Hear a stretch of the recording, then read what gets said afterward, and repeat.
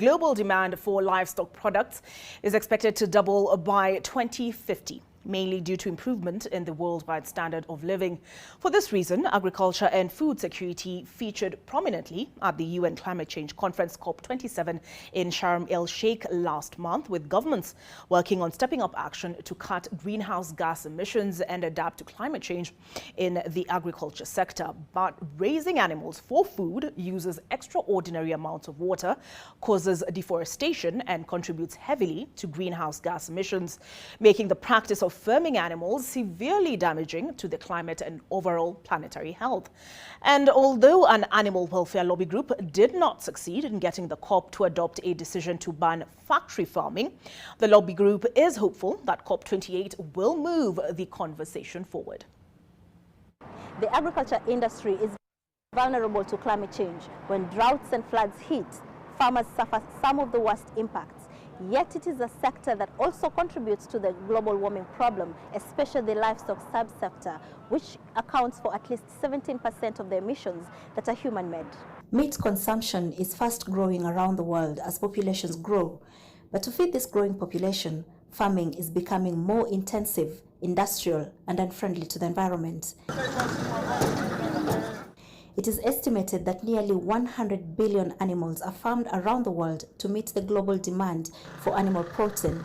And now an animal welfare lobby group wants factory farm models reconsidered because feeding these billions of animals is leaving a large carbon footprint. The largest factory farming hotspots in the world are Brazil, the US, China, and Europe.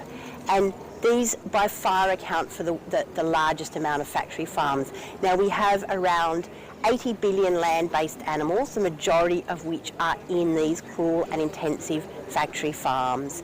So we also see that the emissions in 1 year from chicken alone is equivalent to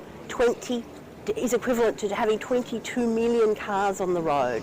For each 10 kilograms of pork that's produced, we see 5 trees felled. To put it into context, to produce 1 million kilos of chicken on large scale, 1.4 million trees have to be cleared to make room for feed production. Armed with this data, the World Animal Protection went to COP27 to lobby the delegates to consider other forms of protein, not only for the benefit of the animals in the farms, but also for the benefit of the environment. And although no such decision was taken, the G20, which hosts all the 4 largest factory farms in the world, pledged to cut its emissions, but made no commitments on livestock-related carbon impacts. And not a vegan organisation. What we are advocating for is an end to dangerous factory farming. Most of the world actually does derive most of its protein sourced from plants, not from animals. So what we are advocating for is for sustainable production methods, very much like what 60% of the animal products in Africa come from small and medium scale. This is actually a blueprint or a model for the world. While Europe consumes at least 23 kilos of meat per person per year, the consumption of meat in Africa has largely remained low, taking away the need for intensive factory farms.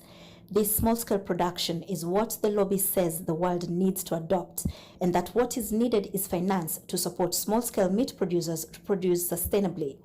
The evidence of the impacts of climate change on food security is growing worldwide and more prominently in developing countries, and it is hoped that COP28 will take tougher decisions to not only climate-proof food production, but also completely transition the entire food system out of the destructive practices in use now. Zainab Wandati, NTV.